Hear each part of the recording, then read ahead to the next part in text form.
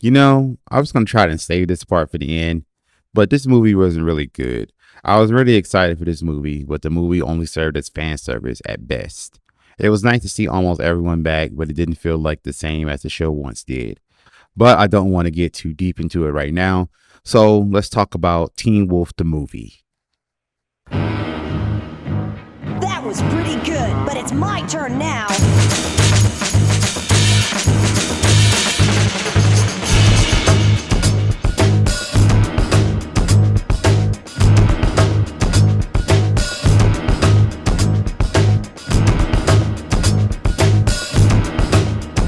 Teen Wolf the Movie is a 2023 supernatural thriller exclusively streaming on Paramount Plus on January 26, 2023. The movie is based on the hit television series that aired from June 5th, 2011 to September 24th, 2017 with 100 episodes. Many actors from the show reprised their roles, however, Dylan O'Brien, Arden Cho, and Cody Christensen declined their return. The movie follows Scott as he returns to Beacon Hills to battle a new threat. Sort of. Spoiler alert if you haven't seen this movie yet. So if you don't have Paramount Plus, I will find a way to watch it. So let's talk about the story of Teen Wolf the movie. The movie begins 15 years after the final episode as a mysterious stranger journeys to Japan to find Liam Dunbar and Hikari Zhang and steals the contents of the Nogitsune. The stranger wants Scott and his friends to suffer in exchange for releasing the Nogitsune. 2 weeks later, we join with Scott and Deaton as they rescue a little girl from the collapsing building. Scott was feeling wistful about the past. Then he sees flashes of Allison and feels that his mind was playing tricks on him. He is then visited by Chris Arden, Allison's father, saying that he's been seeing her a lot more lately. Chris states that Allison is caught in a bardo, a state between life and death. There is a ritual that will possibly bring her back to life, but Deaton, being the cautious one and the only competent one, says that the ritual is thousands of years old and dangerous. Chris says that it's all connected to Beacon Hills and hopes Scott will be there, stating that he would need his friends. Lydia, the Banshee, is now a philanthropist and wants to make renewable energy through sound. However, she didn't know that she's been seeing Allison as well and draws doodle instructions of the ritual. We are introduced to Eli Hale, Derek Hale's 15-year-old son. He's a bit of a troublemaker and steals Styles' Jeep from Derek's auto shop. In the forest, a mysterious fire has been set off. Derek is now a supernatural consultant for Sheriff Stilinski. Derek says that the fire was used by a chemical accelerant. Hint, hint. He finds out that Eli stole the Jeep and tracks him down and disabled the Jeep by slicing the tires. Scott and Lydia reunite and gather the ritual ingredients and head to Chris's house. They are joined by Jackson as he puts together the doodle instructions that Lydia drew so they can have everything they need to perform the ritual. Malia, the were-coyote, joins with Scott and Lydia to perform the ritual by using the ingredients, the sword that Allison was killed on, and the only weapon that killed her, to the Neptune, and the ritual works and Allison is brought back unconscious and naked. Damn, say what you want about white women, but they do have some nice booties to look at. Meanwhile, Deaton figures out that Nogitsune has taken over Chris, revealing that it was the mastermind behind the visions of Allison and lured Scott back to Beacon Hills. I'm glad I saw the movie again because this revelation flew over my head. See, I thought the Nogitsune coming back and then Allison were unrelated, and it just quickly jumped to the opportunity to use Allison against the pack, but it turns out it was part of his plan all along. Anyway, Scott and the others get Allison to the hospital. She wakes up and hurries to escape. Scott and Malia try to stop her by reasoning with her, but it turns out she doesn't remember them and attack them. She escapes and makes it to the Argent underground base of sorts and gears up. The Nogitsune finds Allison and gets her to trust it by using an illusion of Allison's dead mother, and she was convinced that Scott and the others must die. Scott and the pack figure out that Allison will go after Derek, so Scott and Malia head out.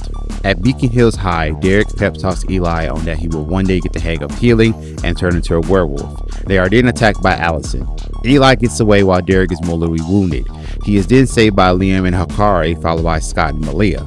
Meanwhile, Sheriff Stilinski and his deputies were attacked by the Oni, with most of them being killed off, but Mason, Liam's best friend, vanishes. Jackson, Lydia, Liam, and Hikari find a dead kitsune that the Nogitsune extracted his 9 tails to summon 9 Oni. At Derek's house, Derek is saved by Peter Hale, Derek's uncle. Peter offers to help, but only to get them to realize that Allison is gone and that what they see is an illusion. Scott heads out to look for Eli, but before doing so, his mother tells him that he's the only one that can remind Allison who she really is. Eli makes it to the shop and attempts to put gas in his car while being chased by Allison. Forgive me for being an asshole here, but couldn't he have spent that time getting away or gone to the woods for some cover until Scott got there?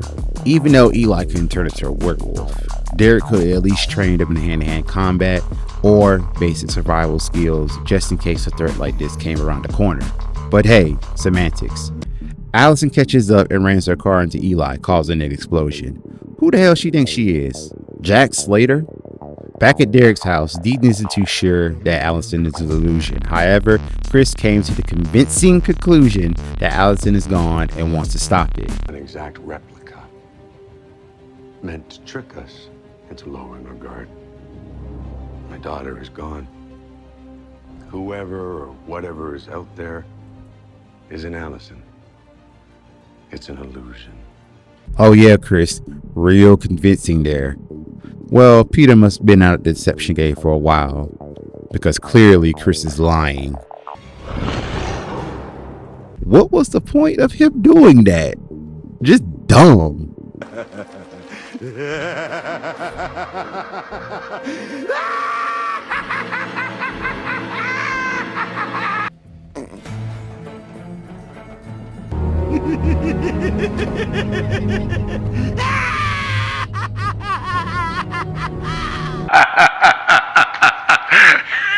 Fuck you.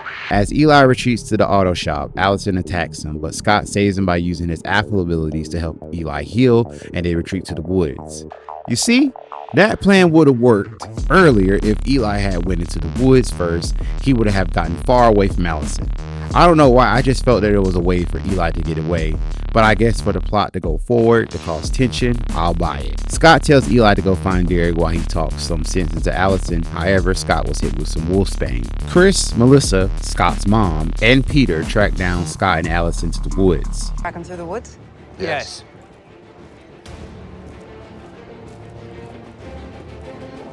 Aren't those two too old for a penis swinging contest? Somehow, while driving, Hakari and Lydia Tyre got sliced by a sword, making them exit the vehicle.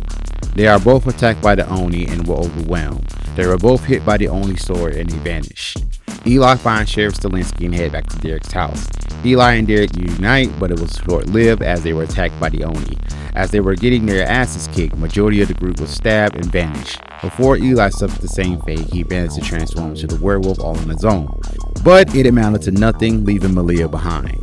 Before she was hit, she managed to survive the night and the Oni vanished. Meanwhile, Scott begs and pleads with Allison, but she is clouded by her misplaced revenge. With Scott cornered, he makes Allison stab her with the wolfsbane dagger, hoping to get her to listen. Lydia, Jackson, Malia, and Parrish head out to the first burn site, even though they should have done that the first fucking time instead of looking at a board all damn night. I swear, Styles is really missed in this movie and it shows, but more on that later. Jackson and Lydia figure out that the fires burn down rolling trees, which makes Mount Ash, a mystical object that is used against the supernatural. Scott trails through the woods, dying, trying to convince Allison who she really is. After much talking, he managed to get something through. We hunt those who hunt us. No. You came up with a new one. We protect. We protect those who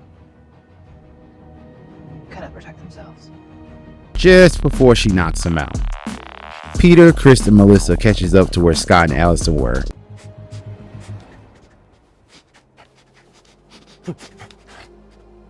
You could smell the blood right there, where you are standing.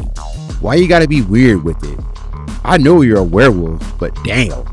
Allison brings Scott to a safe place. She looks like she started to remember, but the Nogitsune gets in her head again.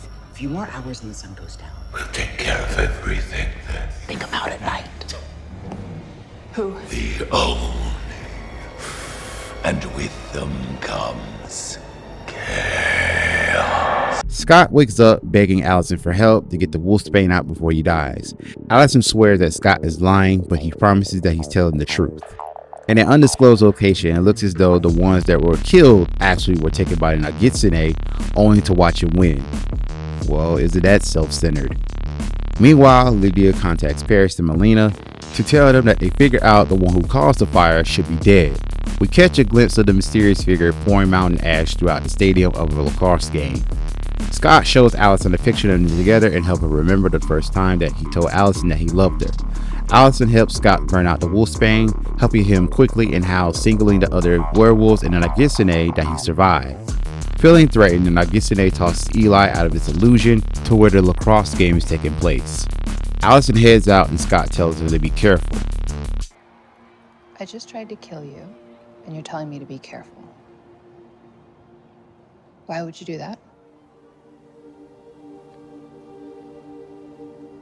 Because I'm still in love with you.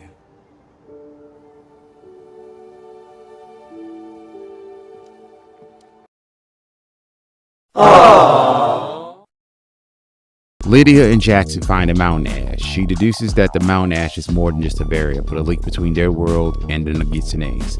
Also, Parrish is the only one that can break it. Scott finds Eli and they try to escape but is trapped by the barrier. The mysterious figure reveals himself to be Adrian Harris, the asshole science teacher from the earlier seasons. But why? I'm sorry? That's the dumbest thing I've ever heard in my life. Stupid motherfuckers. Ain't got to be the stupidest motherfuckers. If you don't get that bullshit out of my face, bitch.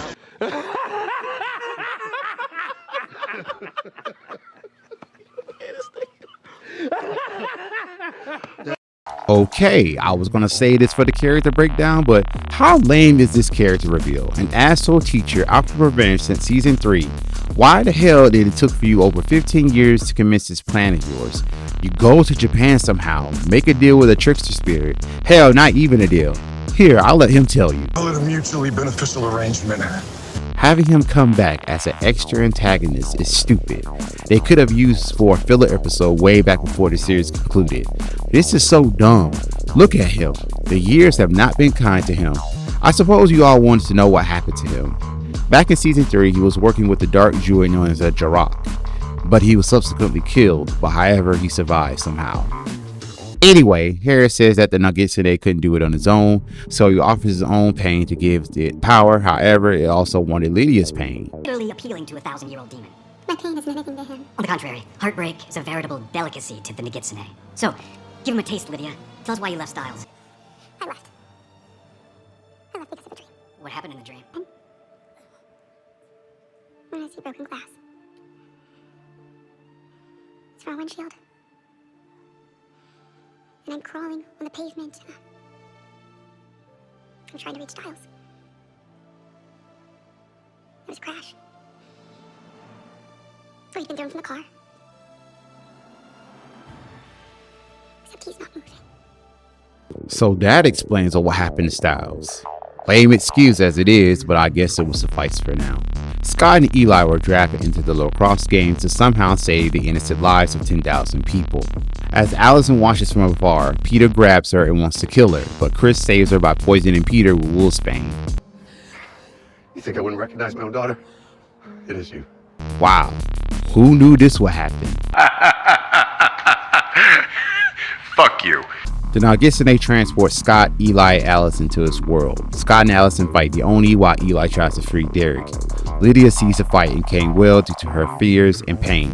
But Jackson reminds her that Allison is alive and for her not to die again, Lydia needs to wail.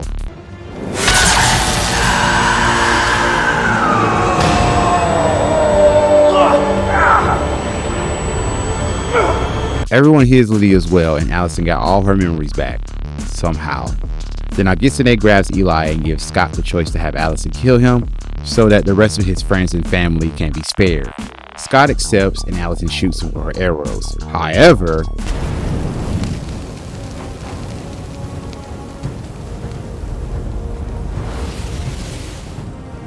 how in the hell did Hikari manage to do that? Better question, when was she able to do that? Wasn't those binds suppressing her powers? Better yet, who the hell is she? I know I have not seen the last season of Teen Wolf, but the synopsis said Hikari is a new character. I'm so confused right now.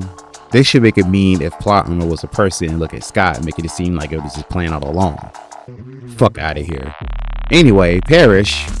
Wait, he's still in this movie? Damn, I forgot. Anyway, Parrish breaks through the barrier with the rest of the pack. They have several bullets and other weapons to defeat the Oni. Eli transforms fully and helps free everyone else. Now Nogitsune was the only one left standing with his last ace in the hole. Oh, this will be epic as hell. Nogitsune will have a final form like Frieza. This is going to be great.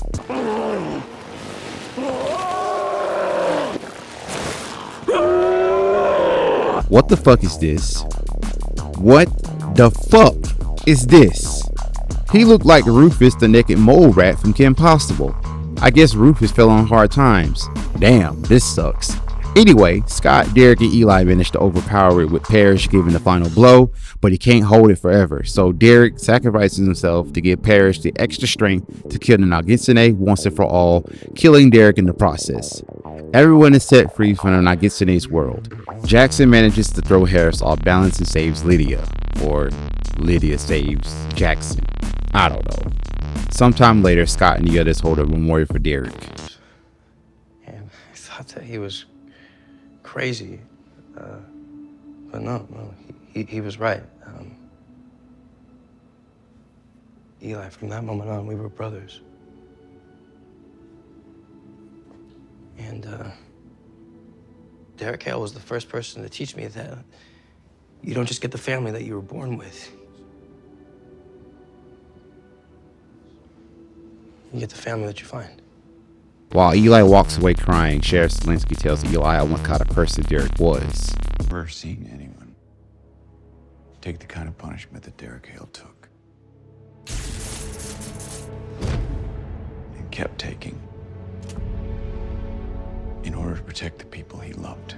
Sheriff Stilinski passed down Styles' Jeep, telling Eli to keep it going. Scott resumes his job in life with Allison, as it's hinted that he will one day adopt Eli. Parrish arranges for Harris to be committed to the Eichen house. Come on, the kids, the teenagers, they're werewolves! Good riddance. Get that waste of a plot device the fuck up out of here. The movie ends with Eli walking upon the cliff looking out of the Beacon Hills as the new Teen Wolf. Remember who you are. Teen Wolf has a spin-off show called Wolfpack. It follows a teenage boy and girl whose lives are changed when a wildfire in California awakens a terrifying new supernatural creature.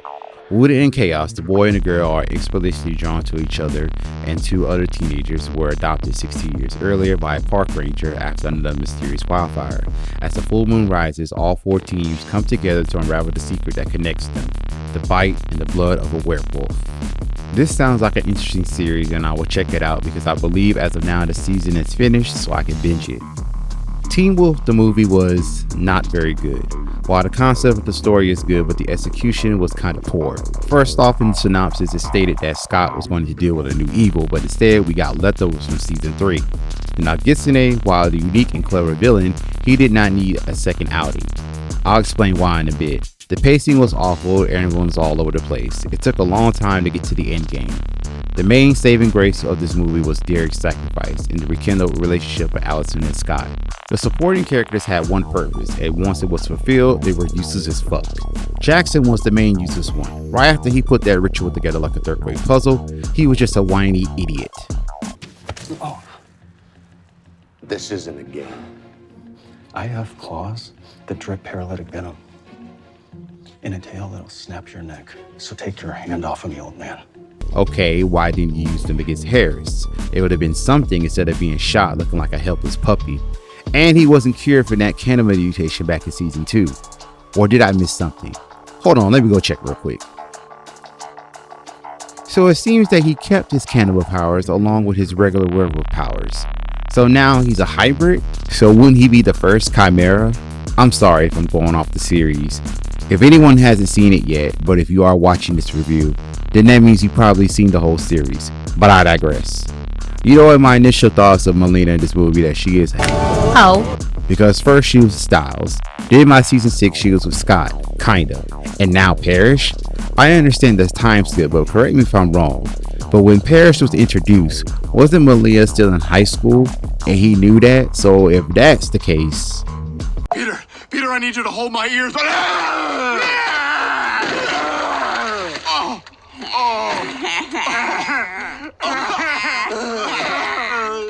However, I see that she's not a hoe, she is just sexually liberated. But I still find it weird that a group of friends will be okay with something like this. Mainly white people. Because if my brother goes out with my ex-girlfriend of mine, we fight point blank period. But Malia did her part in pep talking Parrish into breaking the barrier, and that was the only significant purpose she had the entire film. Everything else she did was useless as fuck. Parrish. Goddamn Parrish. Parrish was supposed to be the most powerful among the pack, but this movie nerfed the hell out of him until the end. It's in his name, or what he is, a hellhound. That sounds pretty powerful just by the name alone. Let's take a look at the definition, shall we? A hellhound is a methodical hound that embodies the guardian of servant of hell, the devil, or the underworld. I feel that Parrish would have cleared all this shit up within 30 minutes of the film, but no, the rest of the movie needed to happen. The only thing that gave him to do was he wanted to pursue a relationship with Malia, and towards the end, she made a deal with Parrish that if they survived, then they could talk about it. That's it. Nothing else. I'm going to tackle 4 characters at once with this. Scott's mom, Melissa, only told Scott to help Allison to remember who she is. Peter Hale tracked down Allison. Chris saves Allison by deceiving Peter. Deaton only explained what was going on with the folklore so the audience could understand what they are seeing. It's like the older adults in the film were limited, if that's a thing. Well, Sheriff Stilinski also had one thing to do, but it was meaningful. At first, he was going to eventually put Eli in jail for Grand Theft Auto, but ended up giving him Styles' Jeep due to Derek always hated it, but fixed it up. As much as how evil and menacing the Nogitsune was, he was not good fit for a villain for a reunion movie. I was expecting a newer evil like the synopsis said, but I have guessed right from my Burst Talk videos. By the way, if you want to take a look at those videos talking about the movie, just click the playlist above to check them out. I feel like the Nogitsune should have not been the villain in this movie because he did possess Styles back in season 3, so I wouldn't mind having the Nogitsune back as long as Styles came back because it would have gave Styles some development. For example, Styles could have had PTSD on being possessed by the Nogitsune many years ago. Styles could have sensed the coming danger and he would have been the only one to bring everyone back together. However, I can't cry over spilled milk because Dylan O'Brien did not want to come back. The Nogitsune's plan had many holes in it. Why choose to bring Allison back just to have a poetic revenge against Scott is pretty stupid if you ask me. He could have done anything else, and it would have increased his odds to win. You know, since he was free, you could have, I don't know, lived your life instead of taking revenge. And that naked mole rat form that he pulled at the end was not it. I don't care how much power it could have obtained, the design department dropped the ball on that. Just look at it. Ridiculous. I really hope they really killed the Nogitsune this time. They should have went back and double checked because it seems that a lot of people in the Teen Wolf universe be having trouble staying dead, especially antagonists. Eli had trouble turning into a werewolf due to the fact of what happened when he was younger. He hasn't seen me like that. Not since the first time. Okay, what was the first time? I don't know if he even remembers. He might have been too young. Coyotes had come into the house. They clawed through the screen door. Eli was playing on the floor and they were heading straight for him. I transformed instantly. Roared so loud it shook the entire house. And there was Eli, looking up at me. He was shaking. He was terrified. He wouldn't let me come near him for days. That explains a lot. Actually, it's a perfect explanation. Having that fear of transforming all because how your father looked in front of you all those years ago. Eli is exactly how Scott was before he became a werewolf, minus the asthma. We never find out who his mother was. Odds are she probably died or abandoned him once she found out Derek is a werewolf, but that's speculation on my part. So if you have more info on who Eli's mother was, let me know in the comments. Derek came a long way since the first season. From brooding asshole to caring father really speaks volumes of his character evolution. Once he sacrificed himself to defeat the Nogitsune, the montage that played fitted the evolution of his character. Looking back, he was always willing to sacrifice himself for the sake of others and has earned himself in the book of true heroes. Derek, you will be truly missed. Lydia didn't talk about what happened with Styles during the movie, and it sucks that she broke up with him. After all he went through in the series to win her heart, the movie just flushed it down the drain. And what makes the movie bad is that everyone but Scott, Eli, and Allison got an epilogue. We never got to see Lydia face her fear on losing Styles. She just acknowledged the fear. She never mentioned that she was going to find Styles and tell him the truth so they could work it out. Is this a play by the writers to give a revived series pitch to Paramount Plus? Because if Paramount Plus stands firm and not revive the show, then a lot of fans will be more pissed than they already are. So here's hoping we get some type of resolution in the future. Scott is still the same after all these years, still noble, honest, always has a plan, and lonely. He has thoughts about having kids once he met the right person, but this line was to drive the plot forward for him to get back with Allison. And in story, it only took like a day and a half. By the end of the movie, it seems that Scott truly got a happy ending, on screen that is. I can only imagine if Scott were to lose everything, because for him to win for so long throughout the show, and for him to lose in a movie, will make me hate the movie even more. I feel that Derek's sacrifice was supposed to be for Scott, and I think they changed it. It's just speculation on my part.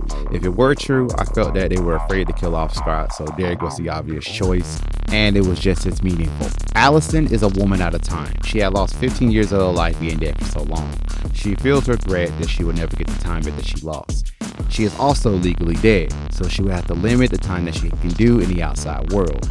It kind of defeated the purpose of killing her off in the series if y'all didn't have plans to bring her back.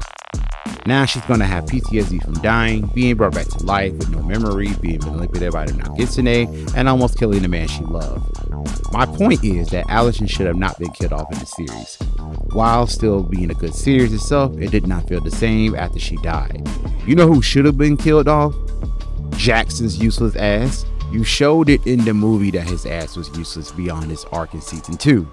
Don't get me wrong here. I just hate the character Jackson, not the actor Colton Haynes. He is a decent and funny person outside his role as Jackson. But they should have killed off Jackson, not Allison. I'm pretty sure some of y'all would agree.